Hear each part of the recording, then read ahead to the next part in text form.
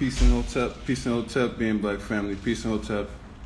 This is the tonight of the interview with Professor Kaba Hiawatha Kamene on our ancestor, the prolific John Henrik Clarke, Dr. John Henrik Clarke. As we give our intellectual libation to our ancestor, we just want to honor him with opening up our mouths to allow him into our presence. We always do that by remembering our ancestors and talking about their great works and also allowing ourselves to reestablish his work in our presence, and always remembering what he's done for us and what he's sacrificed and what he's brought to the forefront of this society, never forgetting what he's done. So this is my attempt to bring into remembrance in our generation what he has done for us. So waiting for Professor Kaba to come.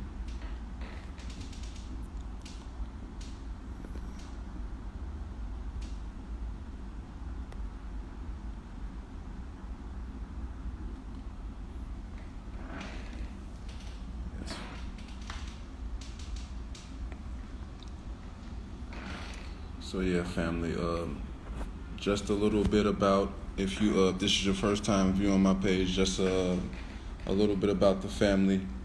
Being Black 2020 is a holistic wellness initiative. It's a family that's organized around looking at wellness in a holistic view. Dr. Clarke always talked about holistic studying and holistic views when it comes to history and even identification as an African. I'm a strong Pan-Africanist, as well as many of the other family members that are in Being Black 2020, Cosmic Mother, and those who are a part of the family. I believe that there is no part on this earth where our people are that we are not connected to. So that's one of the core concepts I've learned from Dr. Clarke, is the fact that we are all connected and we all have to strive and honor our connection and push forward so that we propel ourselves to greater heights. We are not inferior to anyone, and neither should we act like we are inferior to anyone. So with that being said, family, let's take the time to acknowledge his great presence with us always, not just tonight, but always, so that we give him his proper respect and that we live our lives as African people as well.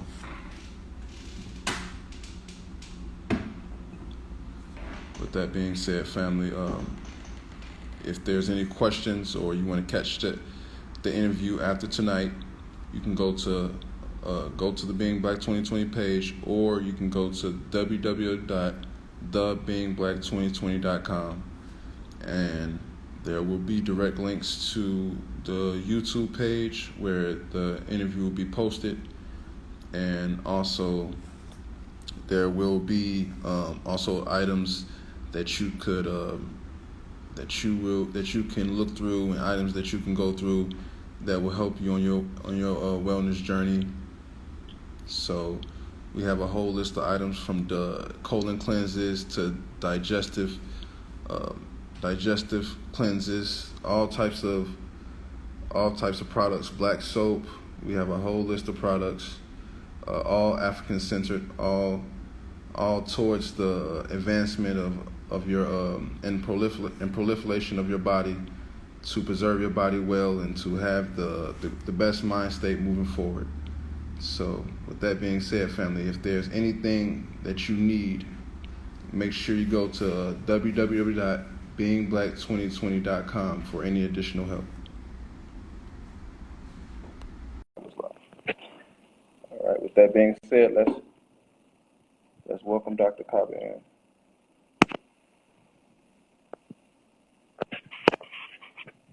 Hey, how you doing?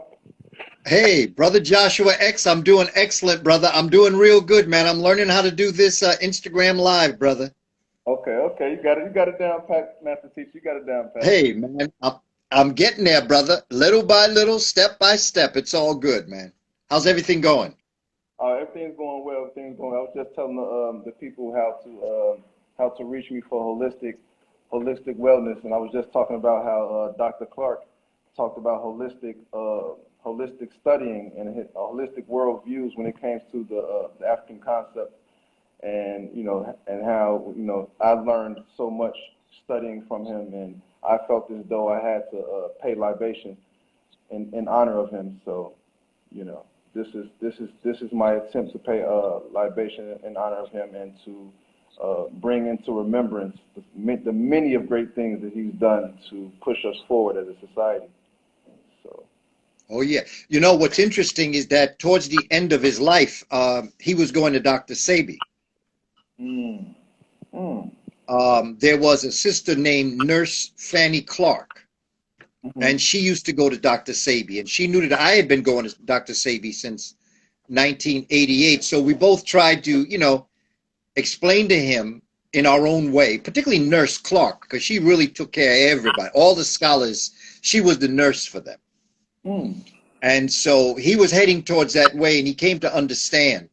What was interesting is that he once told me that, it's a great idea, but where I am in my life right now, he said, I just wish that I could have been there when I was your age. mm, And that's what I really, have focused. That's why I've understood what holistic health is. Holistic living, Brother Joshua, it's not just like the regimen of food. Everything is connected. Mind, body, soul, and spirit. yeah, With all this wonderful information that we have, it don't do no good in a sick body. mm, yeah, And a healthy body without the information. yeah, So, it's got to be mind, body, soul, and spirit. yeah. That's the way forward. And that's what I've often told you when we were in Chicago and, we spent that time together. One of the things that I said is that you are a very important part of, of the future, understanding, exactly, what these different types of CMOS and others, understanding exactly, elderberry, understanding what this does for the human body and where it places itself in our natural state. And because we live in cities, we just don't really understand this. Yeah, It's not our fault. yeah, It's just the way we were brought up, but once you know better, then you got to do better. yeah, Like where I am right now. See, if I go back to eating flesh, that's on me. yeah, I know better now.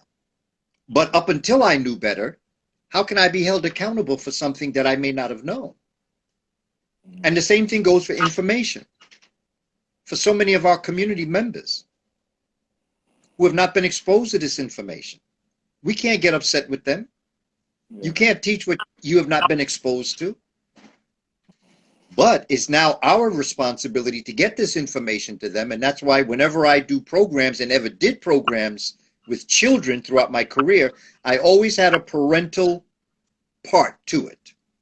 mm, I always had a community part. In fact, I used to have sessions where some of the people that came weren't parents. They were just community members that heard that I was doing something. mm. And they would just ask, I don't have a child in the system, but I certainly would like to come up and check out what you got to say. And I'd say, come on up. Uh, And we're talking South Central Bronx, we're talking Queens, we're talking Harlem, different places that I went to speak.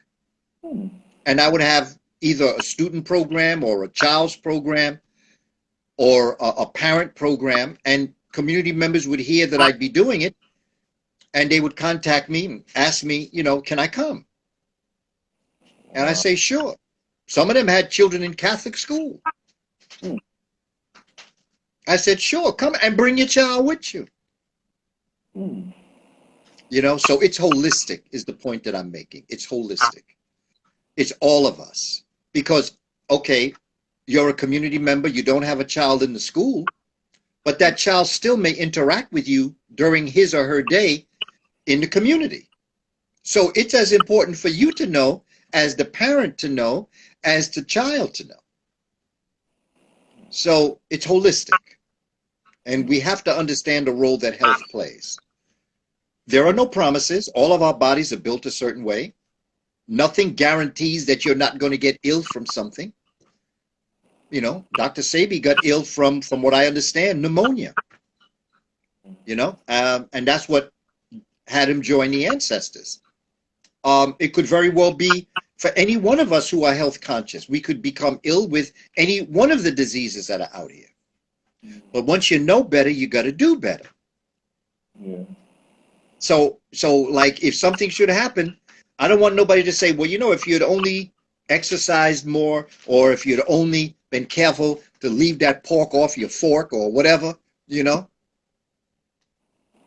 So I'm, in a personal way, I'm trying to do as much as I can, knowing what I know, to do better. But if I don't know, then that's just the way it is. So I respect us. I know what we've gone through. They gave us garbage, Joshua, and we made it gourmet. Yeah. Soul food. We made it gourmet. It ain't slave food. It's gourmet. Yeah. It's the very best of the worst situation. And we made it so that people don't come to America without going to a soul food restaurant. Yep. Now I see they even got soul food vegan. Yep. There's books on how to cook soul food vegan, how to prepare soul food vegan, how to prepare soul food raw. So, and the books are there. They send me the books all the time. Yeah. So that this is where we're headed right now. So I'm just happy to be here with you, brother, to talk about a great person who left a mark on all of us in one way or another. But he was just really a very good person. Very good person. Much respect. When was you first introduced to Dr. Clarke? I was first introduced to Dr. Clarke when I was in the 7th grade. I was 12 and a half.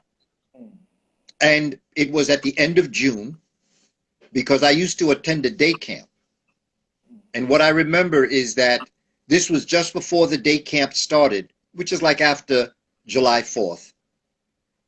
And it was after school ended. So I know it was like somewhere June 27th, 28th, July 1st, somewhere in that area. And the old heads, brothers and sisters a little bit older than us, used to bring us different places. They used to put us on the handlebars of the bike, and we used to go different places. And this one afternoon, they brought us up to Harlem, and it was to hear Dr. Clarke. And 12 and a half, I was on my way into the 8th grade, middle school. And I remember at the end of his presentation, there was about 5 or 6 of us, young people. And so they brought us up to meet him. And of course, my name, Booker Taliaferro Coleman Jr., named after my father, who was named after Booker T. Washington. I grew up with people telling me, oh, you're going to be a great teacher one day. And that's what Dr. Clarke told me. He said, oh, you're Booker T. Oh, you're going to be a great teacher one day. And I said, yeah, okay. That wasn't on my radar, but if you say so, sir, I'm with you. And that was my first time meeting him. And through the years growing up, I would see him in Harlem. I might go to an event where he was there. I could not, and I would not say that I was with him all the time. I wasn't. But as I got towards my late teens, I would reach out to him more for more information. I would call him, and he would tell me different things. And one thing happened when I was a sophomore in high school. I wanted to be a priest, Joshua. Okay? I grew up Roman Catholic. Choir boy, altar boy. I spent as much time in the church sometimes as I did in any other thing that I enjoyed doing. Mm. And one time I was in the basement of the church where the archives were, and I was cleaning out the archives. And I just came upon a book that talked about how this sect of priests, the Paulist priests, became known. And the way in which they did it was they protected Our Lady of Czestochowa from the Nazis in World War II. Mm. And next to Our Lady of Czestochowa, in parentheses, it said the Black Madonna and Child. Mm. Now, in all my years, brother, my experiences with Santeria and Voodoo was one thing, particularly Santeria. I saw black saints, I saw black deity, the Orishas. But in the Catholic Church, I had never seen nothing like this. Everybody was white. Wow. And so I called Dr. Clarke and told him my experience. I said, I come upon a book talking about Our Lady of Czestochowa, and he said, "That's the one in Poland?" And I said, "Yes." And I said, next to that name, it had in parentheses the Black Madonna and Child. And I said, I had never heard anything like this before. And he, you would have to have known him. I got to know him years later, but there was a pause. And he told me, "Well, Booker T, when you get the opportunity, give me another call when you can come up here because I'd like to share some information with you." So I did, and I went up, and he shared with me a essay he had written. He gave it to me in Xerox form. In fact, it really wasn't Xerox. It was the mimeograph back in those days. It was purple. Mm. And it was titled "The Boy Who Painted Christ Black." Wow. And he said, "I want you to read this. I'm a sophomore in high school, 14 years old." He said, "I want you to read this, and after you read this, I want you to contact me again, and we'll have another conversation." And so I mind you, I'm still in like a junior seminary to be a priest. And I read it. I read it a second time. Couldn't believe it. Read it a third time. It has since become a short story on cable TV. And Blair Underwood plays the part of the minister. Mm. And I called him and went up. And then he started dropping some other things on me that I had just never heard before. Mm. And, he said, "Are you all right?" I said, "Yeah, but I didn't know this." I mean, he dropped the whole African beginnings of all the religions on me. And he had his books out to show me certain things. And I was just looking at him. And I thanked him and went home. Had a conversation with my parents. And I explained to them what my plans were. They asked me if I was sure, and I said yes. And my mother said, "Well, if we're going to do this, we're going to do this right." So we went out to the store, and we bought like a little suitcase. My father, who was a tailor from Tuskegee, he was a tailor.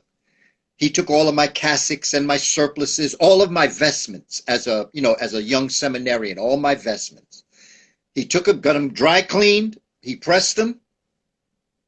We packed the bag, and I went to see my supervising priest. And he said, "Booker, I think the church is losing you."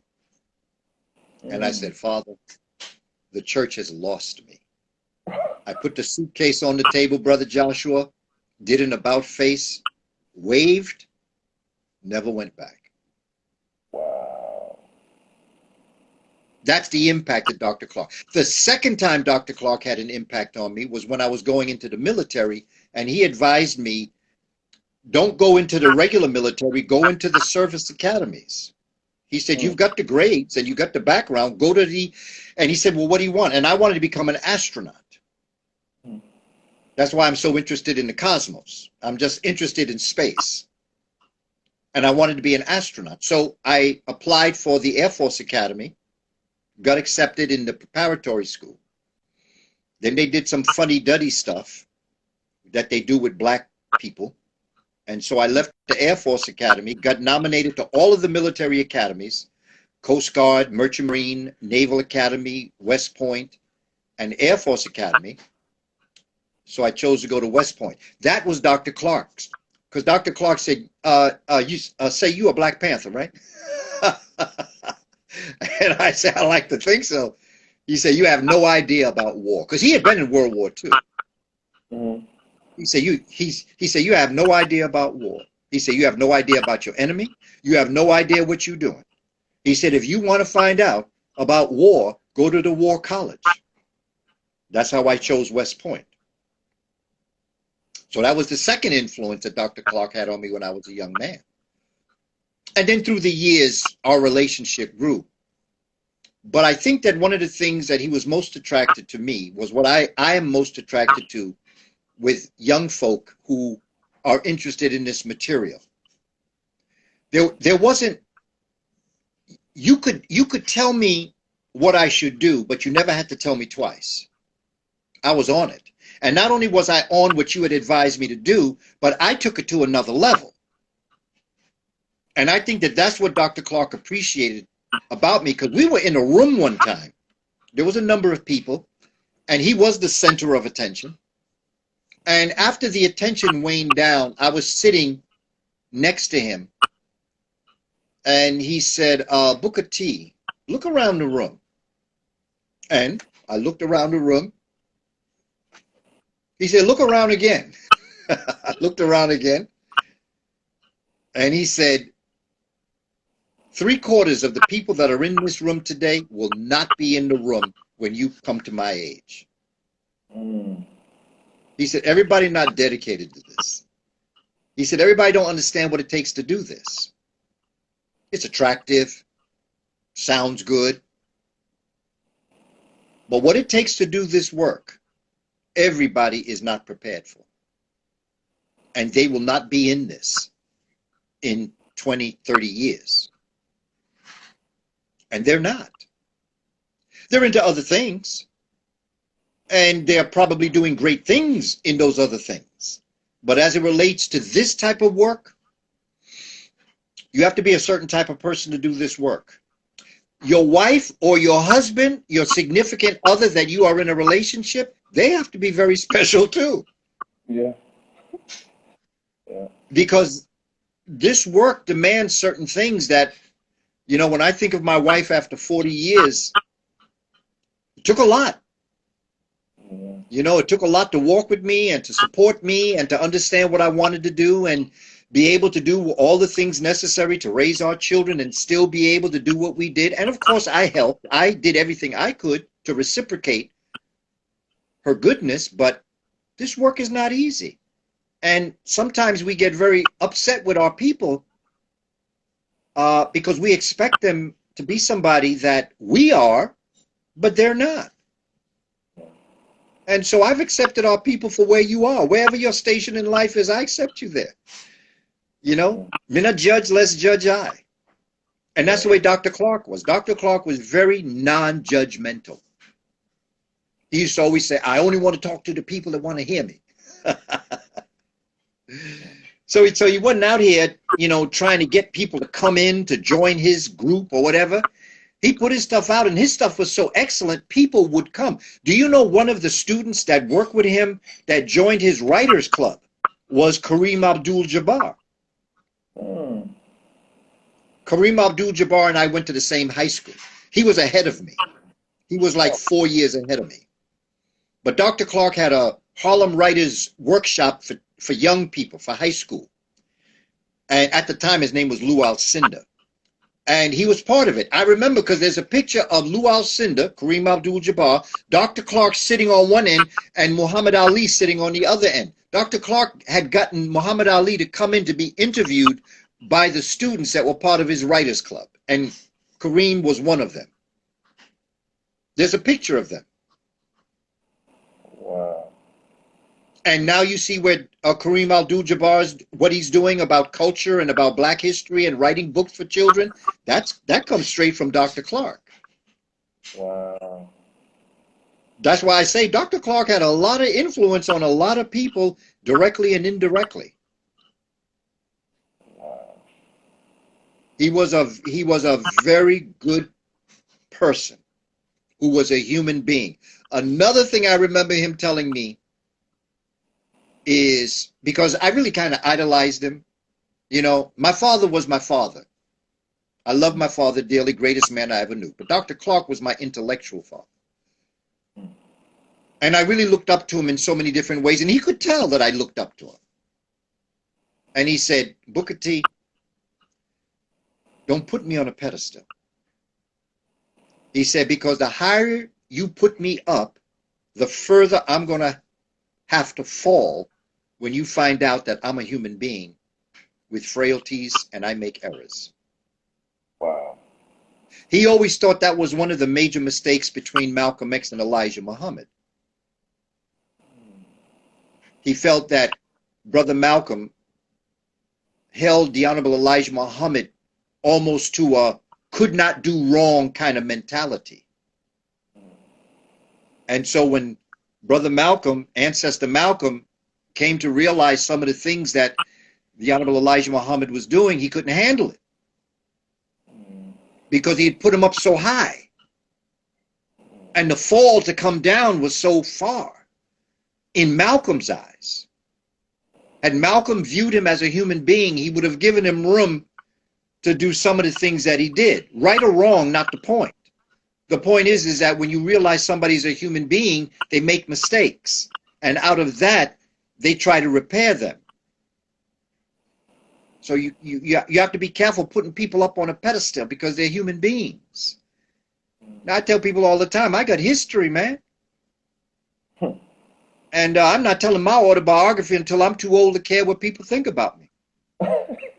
In fact, I may write my autobiography when I'm in my 80s, put it under lock and key, and tell somebody where the lock and key is after I transition, because I don't want to be on earth when they figure out what I did. Oh, wow. Hey, brother, I grew up in a project in mid-Manhattan, New York City, with all of the temptations and all of the things that growing up in a project offers a young brother or sister.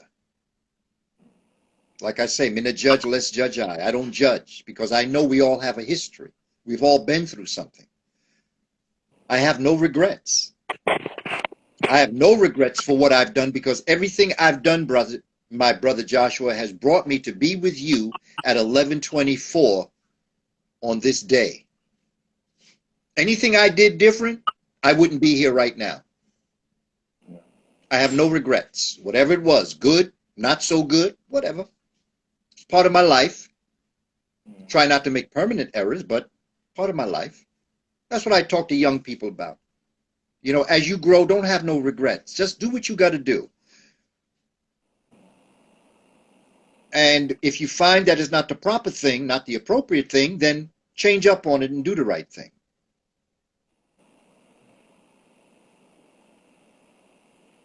That's beautiful. And that's Dr. Clarke. And also, when you talk about you was able to reach Dr. Clarke in your teens and throughout your life, how accessible was he? Because he was such a prolific person that a lot of people wouldn't think that you can able just to call him like that. Because, you know, I like to admire the fact that I'm able to reach out to you, and then, you know, if you're not able at that moment, you do reach out to me, and then we build about certain subjects, and that's just one of the fondest things I hold to my heart. And to know that Dr. Clarke was a person who did this, who opened himself up like that is very remarkable. Like, how accessible was he? Well, remember now, we don't have cell phones. And the closest we can come to a phone is one in the street that costs a nickel. And if you were not in your house, there was no answering service or machine that you could leave a message. So what you had to do was keep up. There was no way to even know that somebody called, tell you the truth, at certain points. There was no way that he would have known that I called him. If he wasn't there to answer the phone, if he didn't answer the phone, there was no way to know who called. All this technology is out. So what you did back in those days, what I did, was call him until I got him. You know? And then he was very accessible. But you had to get him. Okay. You know, because sometimes, you know, there was the busy signal. Like if he was on the phone with somebody else, it was a busy signal. You could not take you off your call and then answer the phone call that's coming in. You didn't even know who was calling. The other person calling you heard a busy signal. Okay. And they would hang up. We did not have this technology, which is phenomenal. Yeah. But once you got him, he was accessible all the way. Be it a book that you wanted to know about, or like I tell you, to come up to his house, he would tell me when he'd be available. Very accessible and very kind. I often said when he talked to me, it was like an iron fist encased in a velvet glove. Because when it came at you, it was sweet. But when it hit you, you were hit. Always kind, always respectful, but he did not play with you. He did not play with me. He was my toughest critic next to myself in my work. He didn't let me slide at all. He would explain to me my writing style. He would explain how I might have been able to get my point across better in what I was trying to say. Sometimes he'd say, this don't make no sense at all. He said, but here's how you can, this is why it doesn't make sense. He never just said it and dropped it. He would explain to you why. And for that, I'm always, you know, that's what I think about, because I tell people all the time when they call me and they say, well, what do you think about this? And I say to them, look, if you ask me my opinion, it is my duty, something that I consider my sacred duty, to tell you my perspective, my truth, as well as I know it. And I tell people, ask me no question, I tell you no lies. If you don't want to know, don't ask me. But if you want to know, I will tell you the truth. And I know that when I come upon folk that are doing good work like yourself and what you're doing, and I compliment yourself, I'm going to use somebody else as an example. And I'll compliment them and say, wow, that's some great things you're doing. They say, oh, thank you. No. I'm not saying this to you for you to thank me. This is business. You know, this is not like I'm trying to make you feel good, because if it wasn't good, I would tell you that too. Yeah. So, you know, like, I'm not telling you this for you to thank me. I'm not doing this as a gift. I'm doing this because the work you're doing is going to our people, and it's my obligation to tell you to the best of my ability how best you can do this if you're going to ask me my opinion. And I never give opinions unless you ask. Unless it's really good, and I'm going to give you good compliment. I say, yo, man, I saw that post you put up the other day. That was really a great post. Or I might say something that I see their work, or they might write a book and I'll just comment. I'll see something about it. I'll comment on it. But I would not give my opinion if it's not good. You would have to ask me. If it's good, I'd be willing to do that. But I would never tell you something that's not true. That's why I tell people, I'm not telling you this, you know, to make you feel good. I'm telling you this because I believe our people deserve the best, and this is what this is. To me, this is how I see it. It's great work. If you were to come to me with this work and it wasn't good, I would not tell you it wasn't good, but I'd tell you how you could make it better. Because again, diplomat, because you don't want to crush people. You don't want to make them feel bad about what they're doing. Yeah. They honestly believe that they want to do something, and if you want to do something, I'm with you, and I support you. So instead of telling you, that this isn't good or this is, I'll tell you, as I was looking this, I was wondering. Let me ask you a question, and then I would ask a question, and in that question, my response would be my critique. That's how Dr. Clarke was. It was an iron fist encased in a velvet glove. It looked beautiful, but when it hit you, you knew it was iron. It just looked good. He was very critical of my work. And he said, the more critical I am about your work, the more I respect your work. Because if I didn't think you could do better, I would just move on.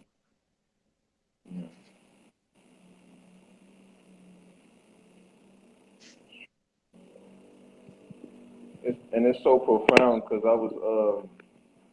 I was even regarding his views when I think he was in an interview and a guy had asked him, he grew up as a Christian, and then he was saying, what religion does he conform to? And this was I believe in his 80s, and he said, well, I'm spiritual.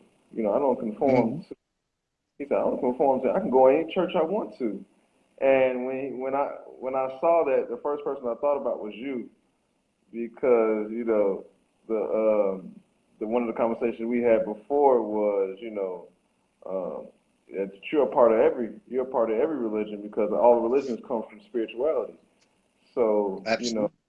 and I just wanna know, when did that notion impact you from Dr. Clarke? When did that hit you? Well, we have to step back a bit. Okay. That's not going to have anything to do with Dr. Clarke.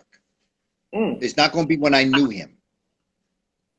But again, I was a choir boy. I was an altar boy. I used to serve Mass every week. I used to sing Mass every Sunday.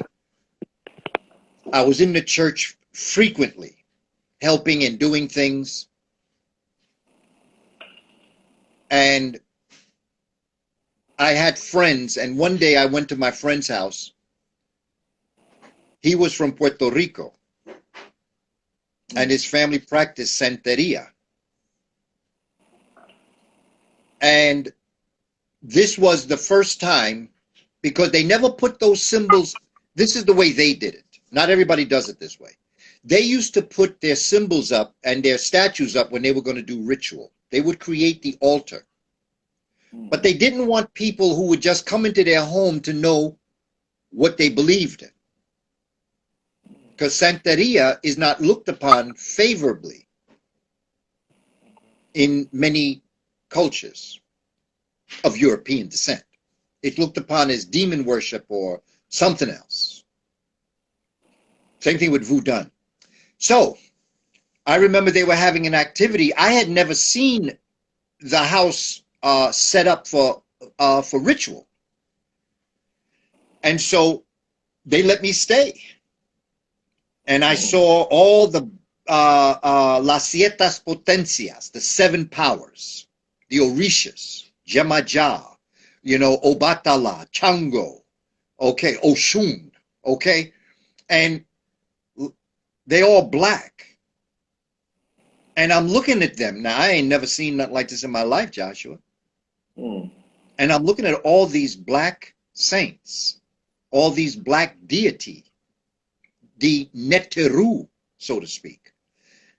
And then they started playing them drums. And people start dancing. And then they get into ritual. And then they get into the chicken. And I'm watching this now. I'm young, man. I'm like 8, maybe 9 years old. And I am activated, brother. And, they use, the adults would say, mira, look at Skip. Mira, Skip. That's my nickname, Skip. Look at Skip. I mean, I was all up in it, brother. I was dancing. I was doing it. When the arroz con pollo, the chicken and rice came, I was all up in there ready to eat that chicken. I saw that chicken when it was alive. I had never seen anything like this in my life, brother. But the one thing that I knew is that was a pure and good spiritual system. No matter what they have said about Santeria to this day, I've always known the reason why they say so many bad things about it is because it's deeply African. It comes out of the Yoruba tradition of West Nigeria, Yoruba. Oh, man.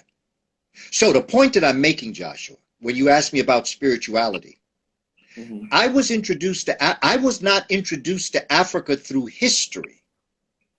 I was introduced to Africa through spirituality. And that is what has sustained me throughout my entire life. Was spirituality, African spirituality, that came to me through the Spanish language. Wow. To dance, bailar, to dance, to comer, to eat, African, to dance African, to relate to each other African. And there were people there that if you looked at them, many of them did not necessarily look phenotypically African, but they identified with Africa. I've known babalaos, spiritual leaders of Santeria that are, when you look at them, they are not melanated people. They don't have kinky hair, but they African through and through. This is how I grew up. We had family that practiced voodoo, had a family upstairs. They practiced voodoo. When I went up to do voodoo, I couldn't figure out what was voodoo and what was Santeria because it's the same Orishas. Just a different language. So spirituality through the Roman Catholic Church, through Santeria, Voodoo, and then my introduction to Professor John Henrik Clarke, who gave me another way of looking at Africa.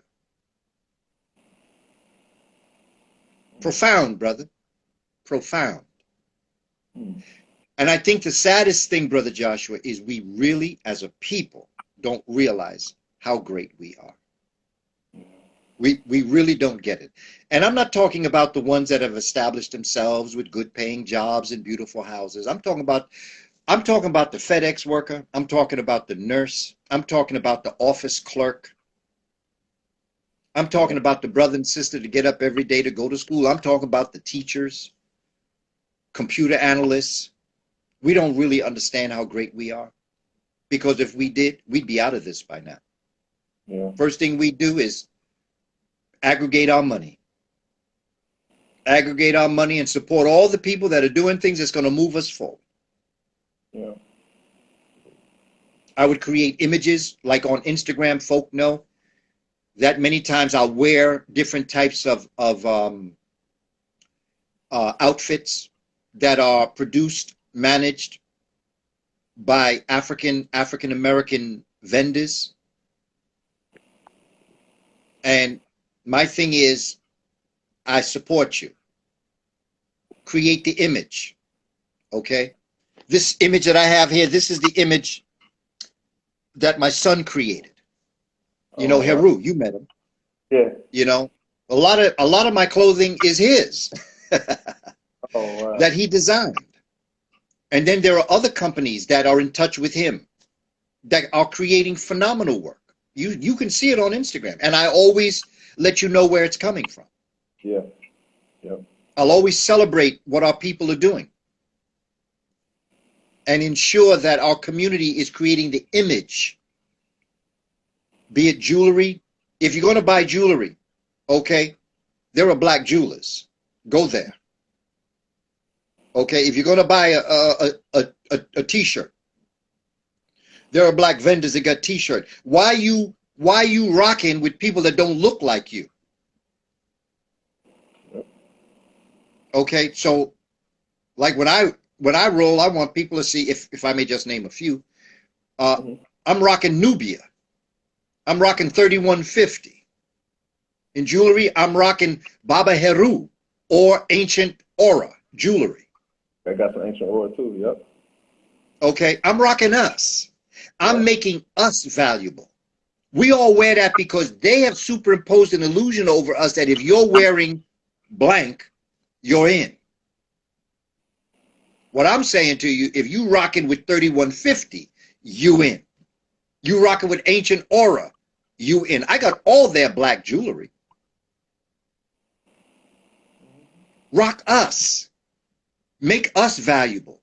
Make it so that young children want to wear what we are wearing, want to roll with us, have value in what we are producing. If we ever did that, and if we supported us like we support them, my. Yep. We'd be in a whole nother place right now, Brother Joshua X. Yep. We just have Yep. to have that value for us. Yep. We have to love us. We want to promote us. We want to promote our image. And if you don't like my image, don't look. Yep. Simple, brother. Yep. Simple. You don't have to like what I'm rolling with. I understand. Don't look, Yeah. because this is me.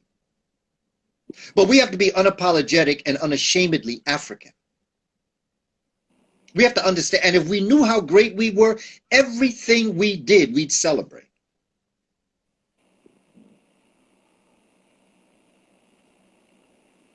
Yep. So, That reminds me of when a reporter had asked Dr. Clarke, he was like, "Well, will there ever be another Malcolm X?" And then he was like, "Well, look how y'all treated the one we had," you know. yeah, yeah, And yeah. I couldn't get that out of my head. I was like, wow. I mean, just the straightforwardest, directest, simplest response was so prolific. You know, like he got shot right in front of us, and we didn't hold him up. We did not support him enough as we should have while he was here. And you know, like you were just saying, is the fact that we need to go the extra mile when we see people producing works for us that are beyond the measure of the conceivable notion currently. The people that are going the extra mile, the people that are going the extra foot forward. We need to support these people. So I totally agree. I totally agree. Brother, it's absolutely, it's absolutely the truth. And Yeah. it's something that we're getting towards.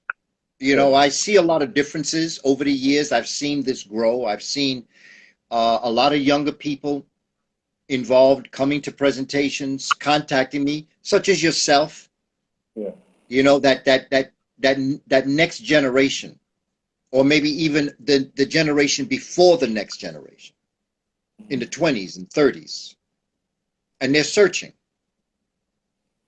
And that's what humans do. We search. And there's one fundamental question that we're looking for.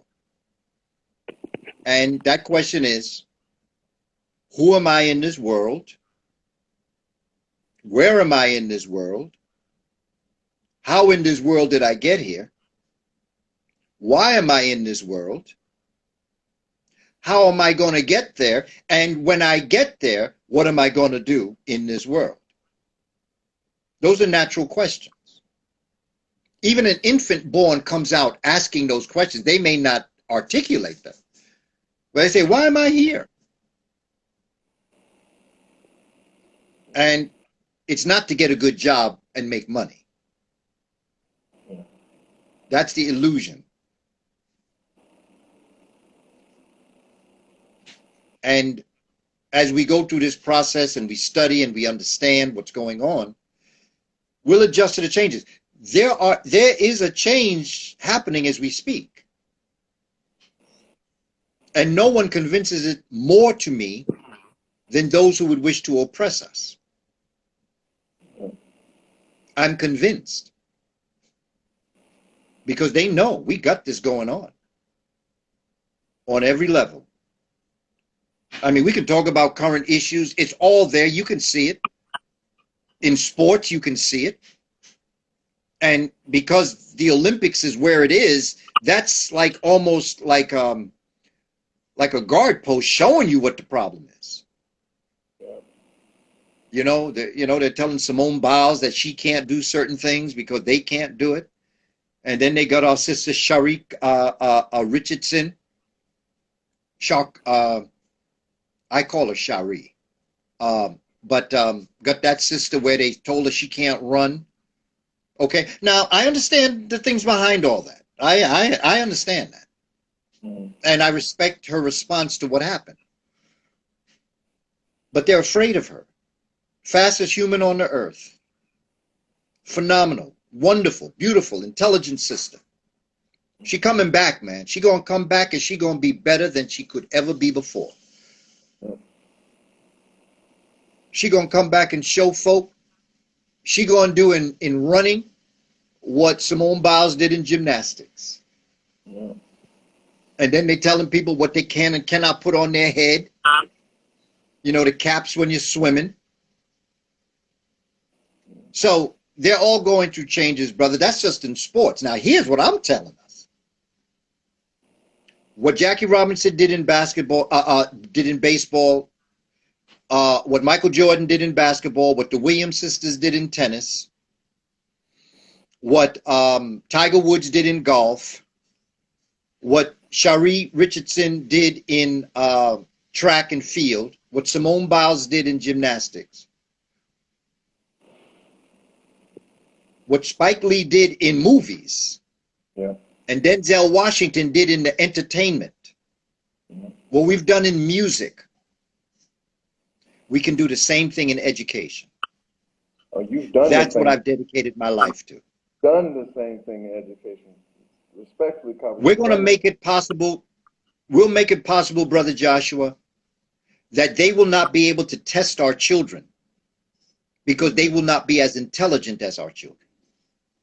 And when someone is more intelligent than you, you cannot question them because you don't know the answer you're looking for to form the question in the first place. And that's what our children will do one day. Once we get this concept of knowing how great you are, when we get this into education, all bets are off. We'll have to build our own school because we won't be able to go to theirs because their schools will be inferior.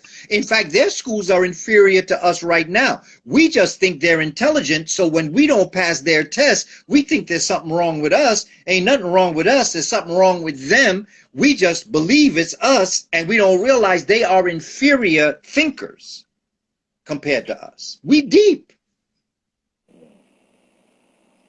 We are six-dimensional people. We think in 6 dimensions. This civilization, Western civilization, thinks in 3 dimensions. Length, width, and depth. What we see, length, width, and depth. But Dr. Bruce Bynum tells us that when you get to the point where you are excellent in understanding your 3 dimensions, you collapse them. And when you collapse length, width, and depth, the 3 dimensions, it becomes the space-time continuum, which means you have recall for all things that have ever existed, all things that exist, and all things that will ever exist. It's called the Akashic Records. When you collapse 3 dimensions, you go into your 4th dimension, which is the space-time continuum. Here's how I explain that. You know how you are experiencing something and you say, wow, I've done this before. They call it deja vu. Okay? Well, that's real. But let me give you an example of deja vu. Okay? You write a book and then you read the book. And then there's a scene in the book you say, wait a minute, I remember this scene. I've been here before. But of course you've been here before. You wrote the book. So deja vu is your consciousness of your consciousness. And that's what the time-space continuum does, or the space-time. Space is geography, time is history. Space-time continuum, when it's collapsed, it means you can go anywhere at any time. You are your own time machine in your mind. When you get to the point where you become excellent in the fourth dimension, the time-space continuum, you then reach out into the dimension that's called the light. You walk in the light. And in the light, all things come your way. All concepts are there for you to see, bright, clear, concise. And then when you get that right, when you own your footprints, when you own your life, have no regrets, you then step into the sixth dimension, which is gravity. And when you step into gravity, you then not only leave your footprint in the cosmos, you recognize your footprint when you see it again, when you join the ancestors. That's who we are, Joshua.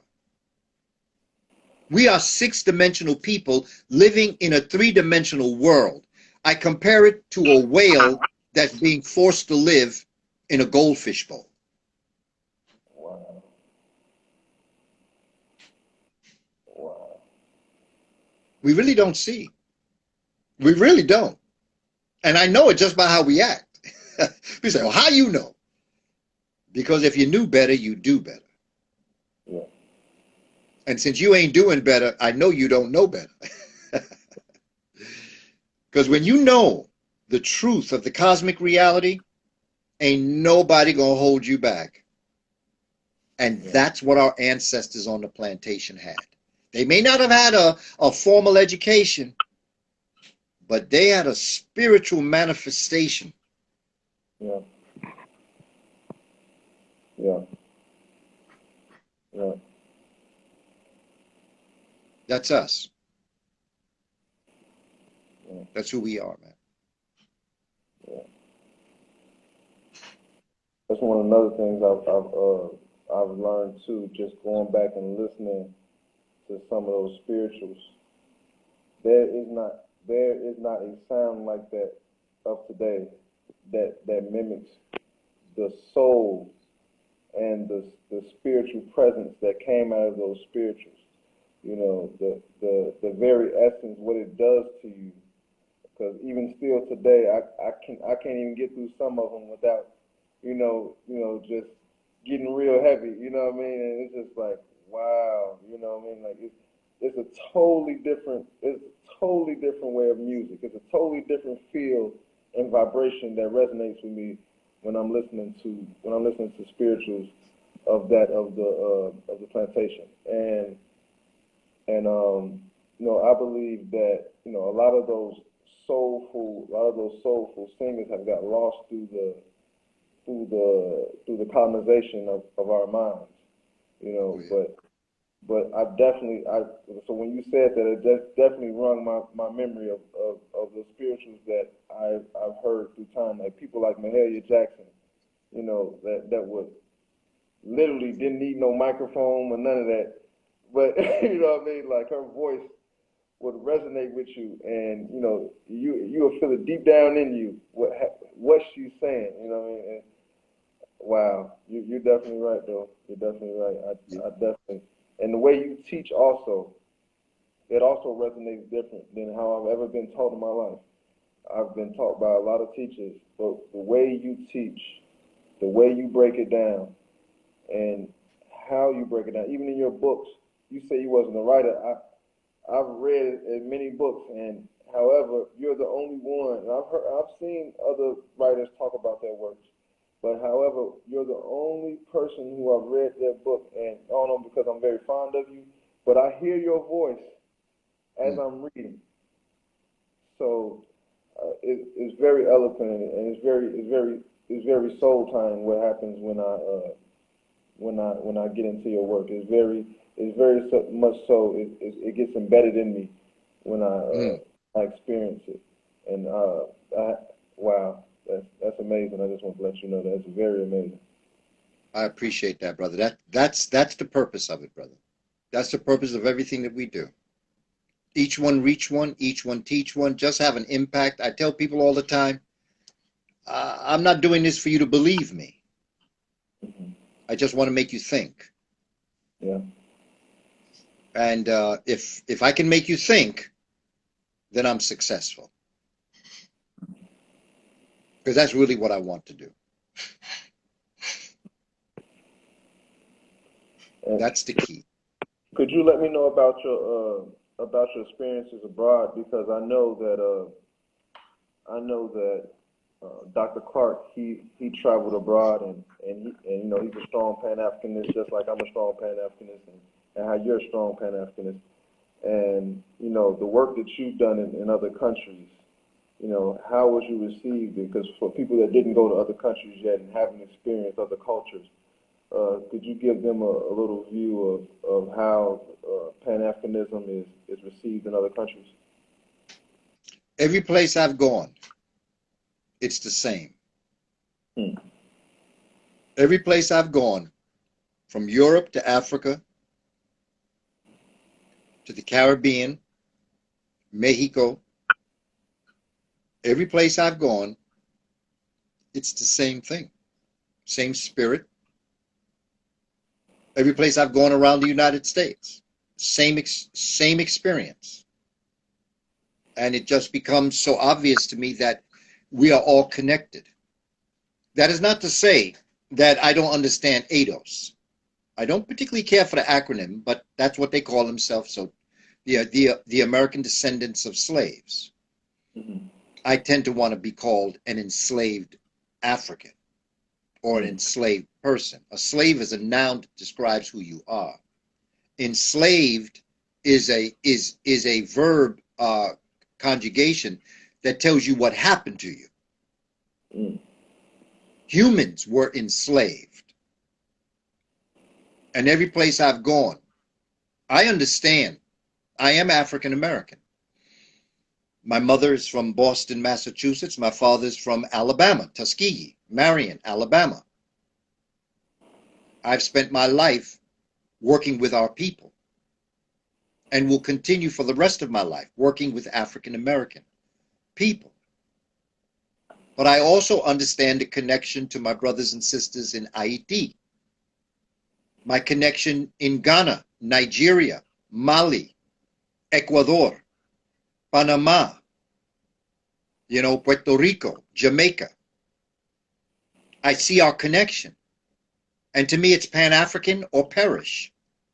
No one group is going to make it without all the others. We have to unite. All of us as Africans, still be proud of your cultural background.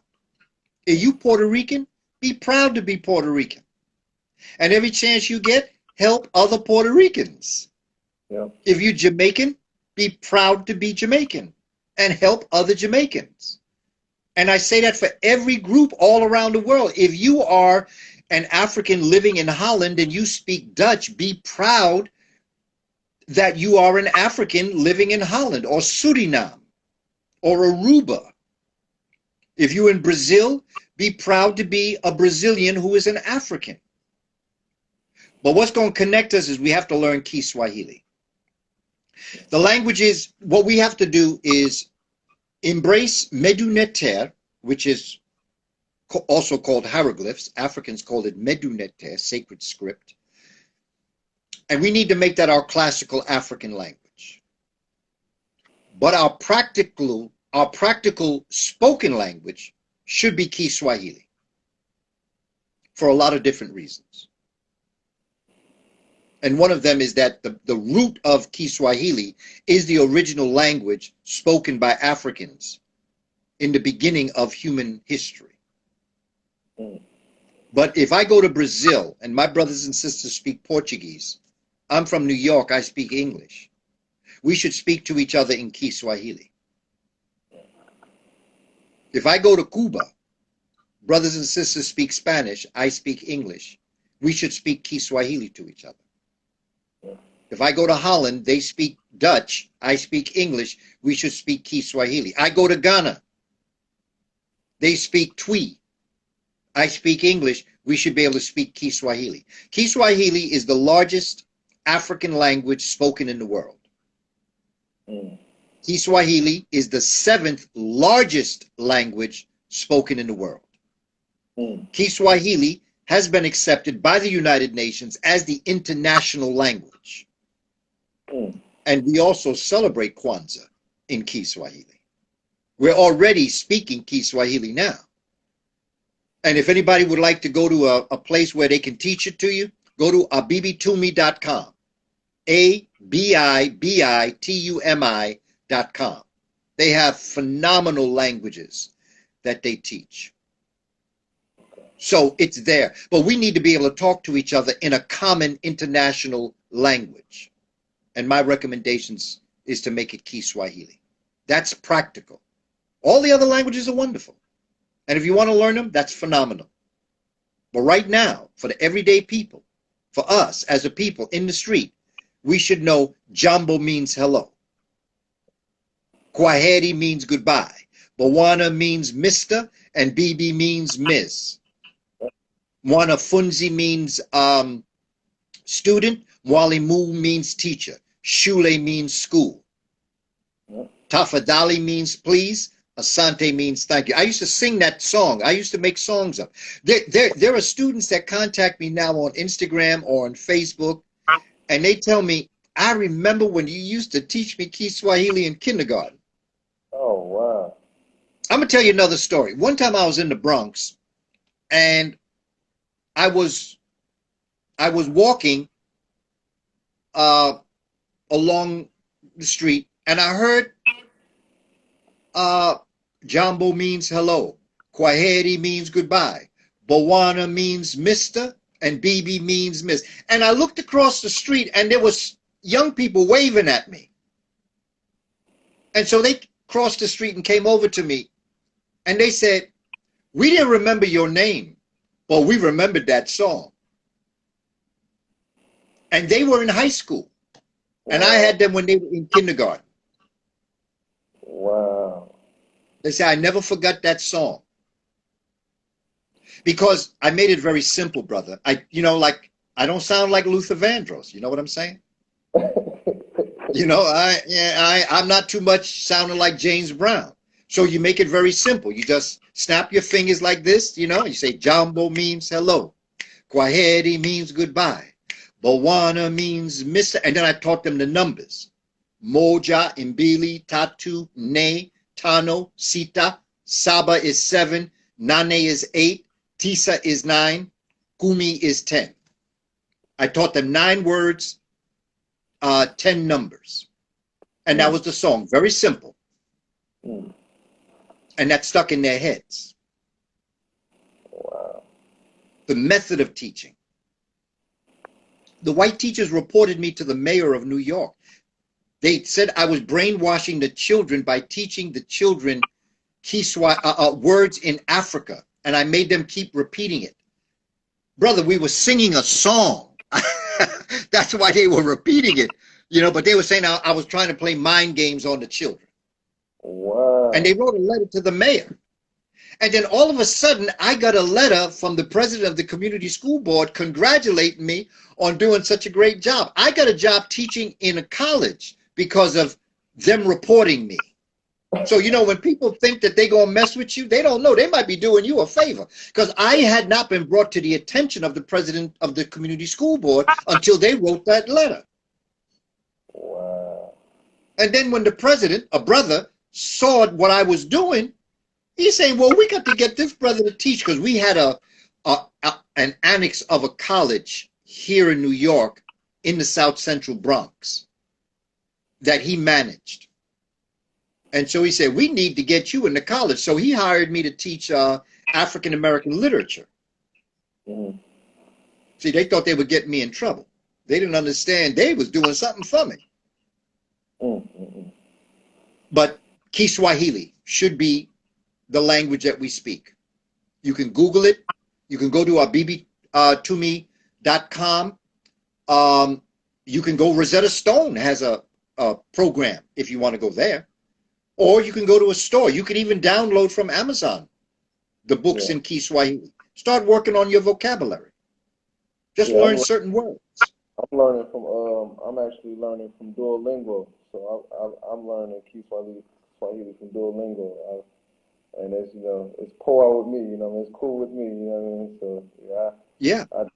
yeah, it's definitely very it's very in depth. And when I meditate, I speak in Kiswahili, and I get a different resonance from it. So Mm-hmm. yeah, Yeah. definitely, I definitely I definitely indulge in it for about the last I would say about 2 or 3 months. I've been going more and more steadily into it, but it's definitely a concept that, like you said, we all should be able to dialogue with each other. And also, when it comes to language barriers, there shouldn't be one between melanated people. A lot of our language barriers causes the division and the lines to be crossed. You know, Mm. and Yeah. difference is something that we can't afford. Yeah. It's true, brother. It's true. Little by little, step by step. Yeah, But these are just little things that we can begin to patch these things up with. yeah, So it's good, man. yeah. So when it came to you in your later years learning from Dr. Clarke, what would you say was one of the things that you know has stuck with you as far as your teaching style when it comes to how Dr. Clarke used to critique you? What was one of the things that you still catch yourself today? Because I know since you were around him and he critiqued you in this way, I know there's still certain things that come into your head. Like I mean, Dr. Clarke used to tell me about that. Or he told me this was coming. What's one of those things you like? Yeah, he told me that was coming. What was one of the things that he brought into premonition? He told me, if you're getting into this for the applause, or if you're getting into this for the money, get out now. He told me, when I said to him, Dr. Clarke, how can I best support our people? Hmm. He said, you really want to support your people? I said, I definitely do. He said, get a job.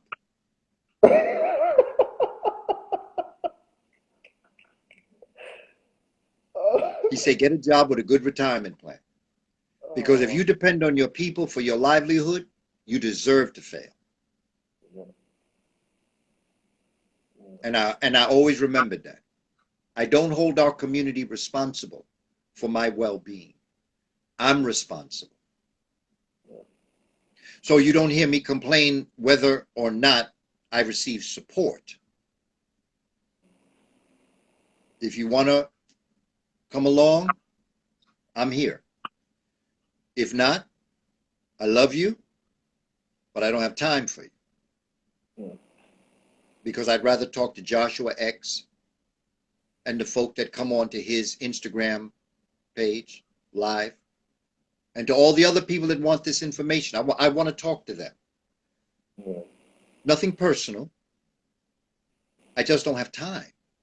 yeah, Just don't have time. yeah, And so to me, it becomes important that we just understand where it is that we have to go with this and decide for ourselves once and for all, because we see what's happening.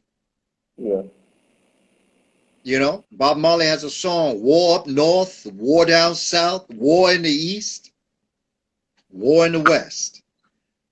yeah, This was a speech given by Haile Selassie that Bob Marley made into a song. He called it War. And so this is where we are. This is what we're experiencing. yeah, We see what they're doing now. And they are not hiding it. See, yeah, a couple of years ago, they were hiding it. After the 60s and whatnot, they were hiding it. But since 2016, it's right out here for us all to see. Ain't no conspiracy. yeah, It's right out here. Conspiracy is like it's hidden. They're planning behind your back. they're conspiring. They're not conspiring no more. They know their time is up. They got some decisions that they have to make. Yeah. It's just simple like that. And this is what Dr. Clarke taught. Self-resilience, stick-to-itiveness, continue what you're doing. And he used to always say, perfect your craft. Don't ever think that you got so good you can't get better. You can always get better. As long as you breathe, you can do what you do better. These are just like moments that he would tell me things.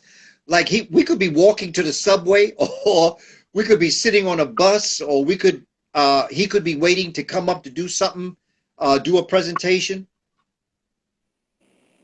And all of a sudden he'd come out with one of these jewels. Mm. And so these are the things that I remember. And he was a holistic teacher. He called it talking in a circle. Mm. I developed a curriculum around calling it teaching in a circle. Mm. It's powerful. Very powerful. And also, when it comes to your style and how you conduct yourself through the years, one of the things that Dr. Clarke was a firm believer in was the people who have their purposes not clashing with others who are on the same path and might have a different style, or may have a different way of doing things, but being able to work together through the differences, and being able to work together through the obstacles. Because I remember a lot of people used to try to put Malcolm and Martin against each other, and in an interview, he straightened the guy out that brought up the difference. He was like, "Oh, no. He said they were going to the same place. They might have been going, and they might have been taking different routes to get there, but they were going to the same place." And a lot of the time I see now still going on how people still choose division. Even a lot of our, so-called intellectuals, we choose division in our tongue and choose division in our approach when we come to working with each other and working beside each other. But I've always noticed how you take even the smallest inkling of gap, like the tightest gap, and you weave it together so that that we can all learn from each other and we can all grow from each other. So I see that principle of Dr. Clarke in you, and I had to acknowledge that as well. Absolutely, brother. We all have the answer together. No one person has the answer. Together, all the pieces make the puzzle, and everybody's necessary. Okay. Everybody's important to this. I don't care where you are in your station of life. Everybody is important to this process. We have to recognize this and respect each other for our contribution. Whoever we may be, whatever we may do. Nobody is more important than the other, because if it were possible that someone is more important than the other, then the one that wasn't important didn't need to be born. Because it would have been the important one that the Creator wanted to do what was necessary. The fact that you were born, you were given a divine gift to perform wherever it may be. And I've been in enough movements to know that some of the most important people in the movement are the people in the background. I've been in a lot of movements in my lifetime. And the one thing, I'll give you an example. Mother Franklin. I'm going to praise my sister, Mother Franklin. Mother Melva Franklin. She was an elder sister. And we developed, Dr. Clarke challenged me to start an institute for youth for black children in 1986. He said, Dr. Ben thinks that we should start a school for children. and I'd like to ask you to do it. And so I took up the challenge. I said, sure. We started in August of '86, and for a year and a half, we did programs for the teachers that were going to be in the school.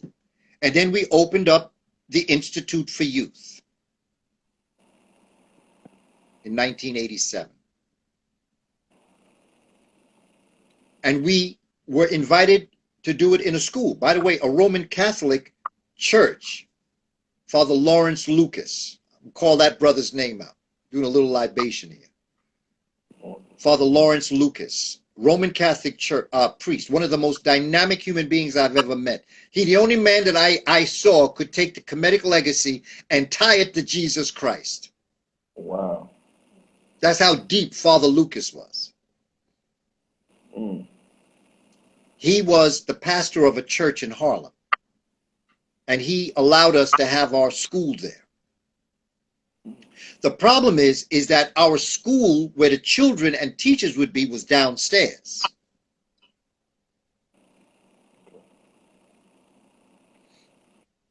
So Mother Franklin used to sit upstairs near the door. We would get her some toast with tea, and she would sit at the door and let people in.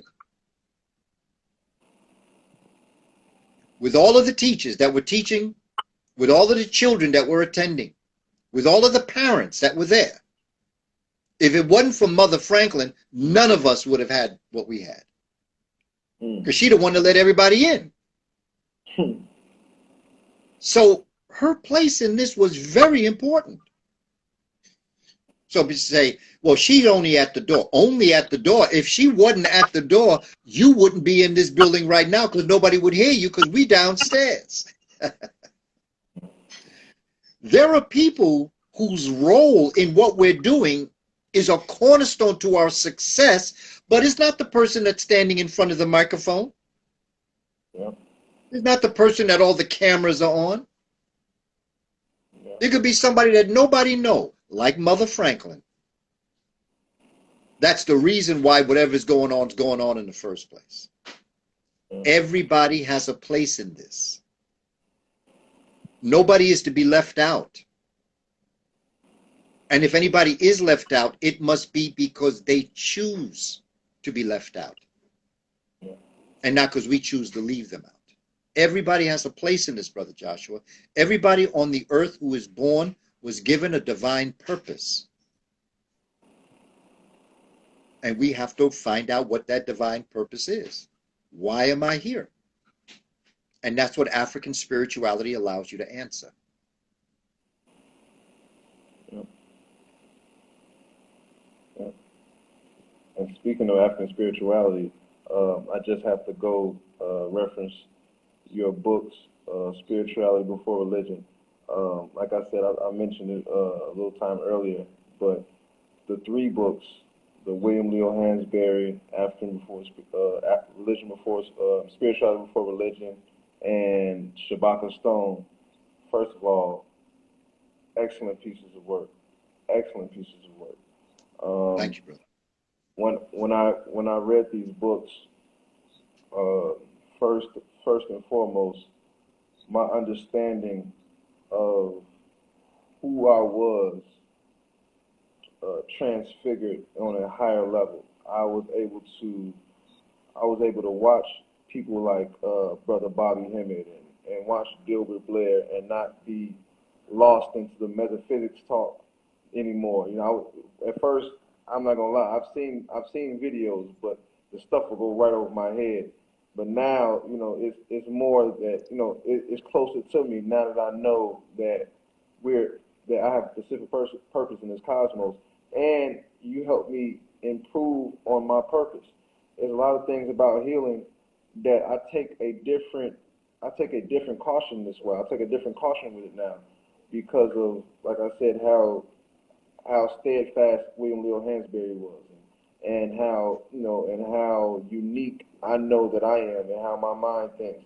And I tie together all my experiences differently since since reading those books. There was a lot of things I would try to, I didn't understand. I would try to throw away, or well, not throw away exactly, but I would leave in the dark because I would think, oh no, those things are somewhat of undesirable experiences, or those things I feel as though I couldn't learn from.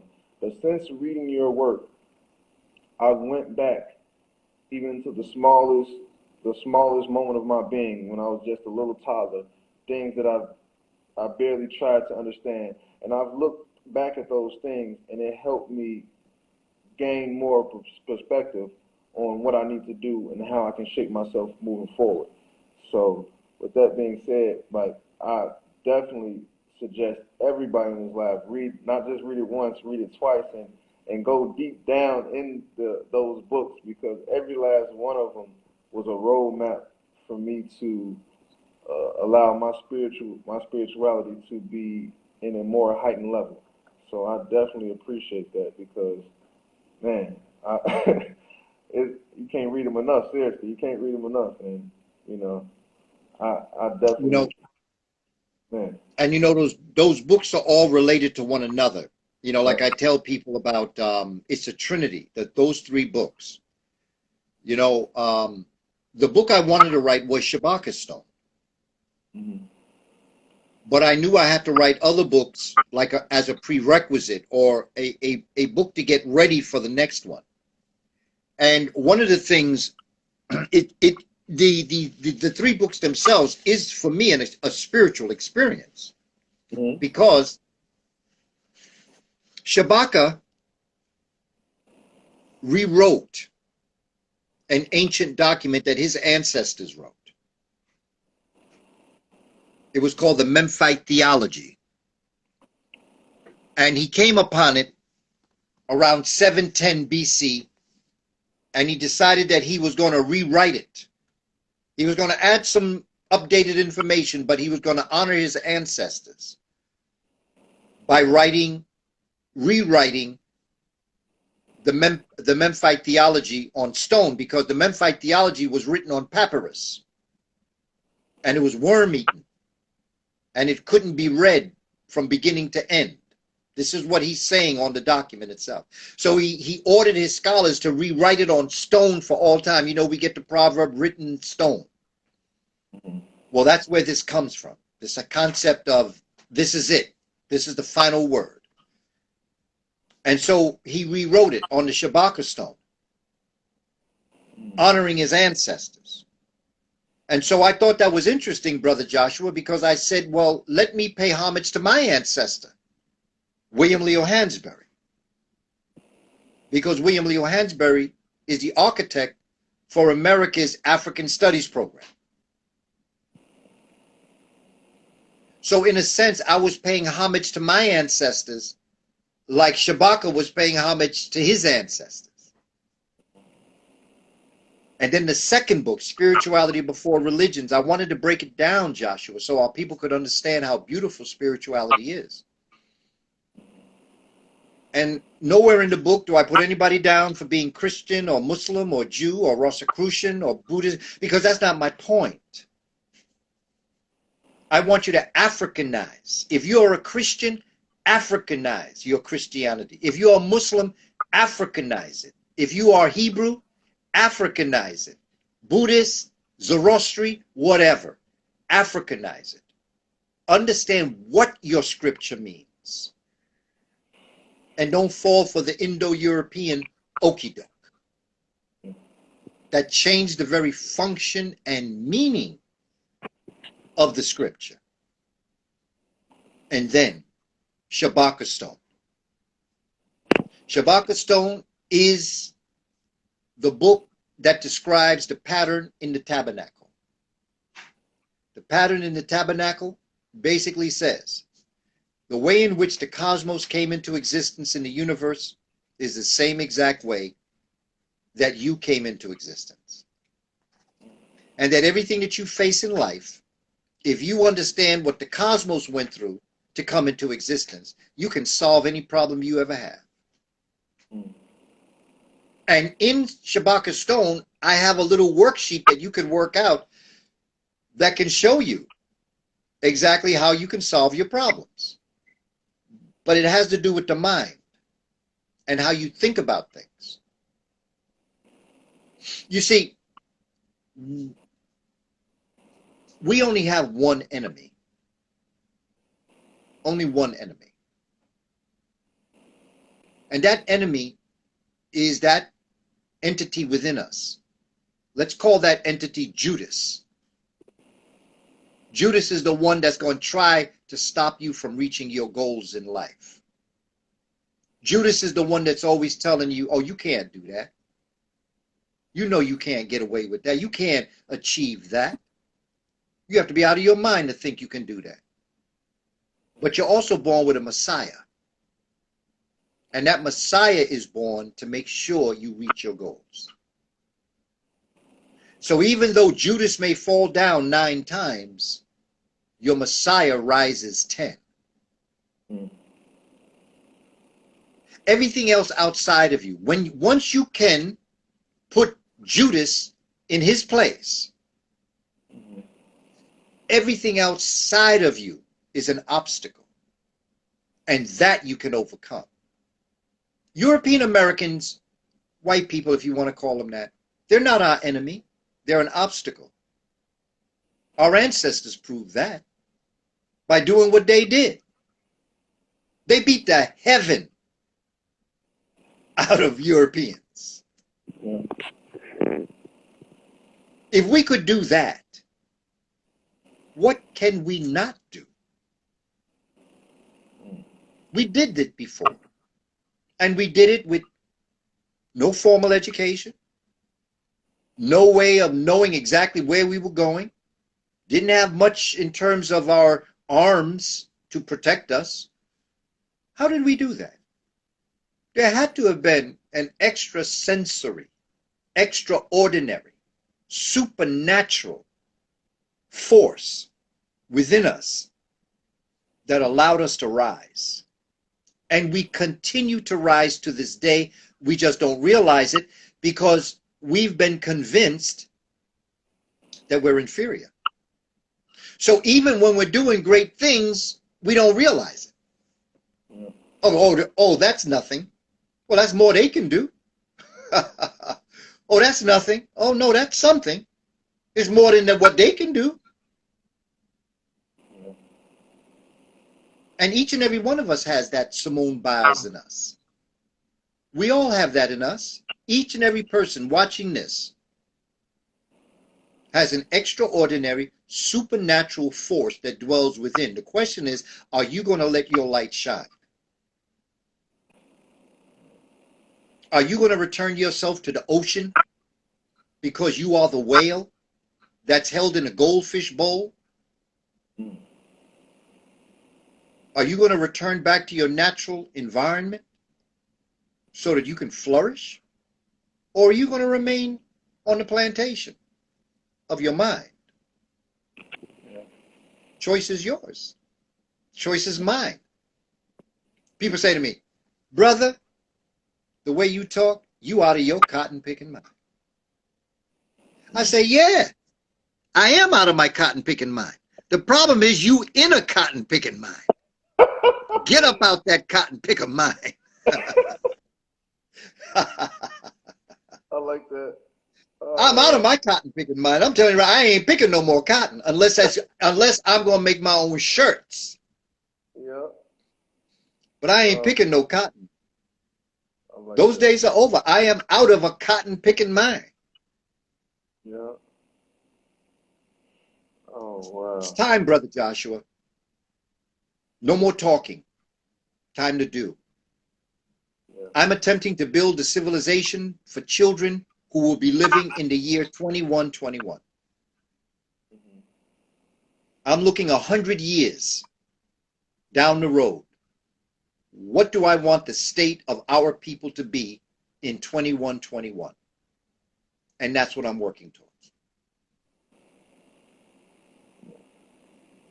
And when it comes to that, you shared a clip, I believe, earlier today with Dr. Clarke saying that we have no friends. And that ties in Yeah. perfectly with what you just said with the educating of our children. You Yeah. know, because a lot of people are upset because these so-called Europeans are passing laws as we speak, saying that they're not going to teach holistic African knowledge. And a lot of people getting upset about this, but I know you got your own views. You mind to share a couple of them with Well, they told me that 20 years ago. us? Oh, And wow.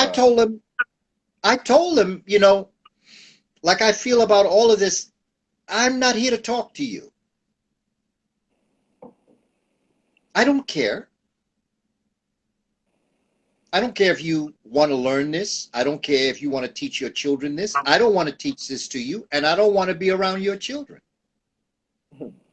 So you'll have no problem from me. Here's what I'm saying. Don't you try to stop me from teaching it to people who do want to know it. Mhm. You have every right not to want to know this. Yeah. And I'm honest with them. I don't want to teach it to you. I don't even want to be here right now. I don't want to be around you. You don't ever have to worry about me trying to get into your neighborhood. Don't want to go to your neighborhood. Mhm. I don't want to go to dinner in your house, and I'll never invite you to mine. Just stay out of my way. You do your thing, and I'll do mine. That's how I feel, Brother Joshua. I think we're wasting time trying to convince a people who cannot be convinced of the truth. Yep. I want to talk to people who want to hear. I'm not interested in them. They're not important to me. And this is how I feel. They've been telling me this for years. This is what I did throughout my career in the Board of Education, was doing staff development on how to implement cultural programs in schools. Mhm. I remember I did a program one time, and it was in a high school. And when I began to teach my class to the teachers, a whole set of them started giving me trouble, started asking questions and this and that. Okay. So I was able to deflect and do what I wanted to do. And then they walked out. And they didn't come back. But what they didn't know is that, you know, one of the things is that I never handed out the attendance sheet until the end. Mhm. And most classes where people are attending, most of them, this one in particular, was getting paid. They were getting paid per session, per hour, Mhm. right? They were getting paid to be there. At the end of my presentation, I passed around the attendance sheet. People that were there signed it. I put it in my folder, and I walked out to regroup with the other staff developers that would hand in all this work. I came upon the three European men. All three of them were men, European American men. They came and they said, you know, I forgot to sign the attendance sheet. I said, oh, that's too bad. I already handed it in. So guess what? You want to be funny? You didn't get paid.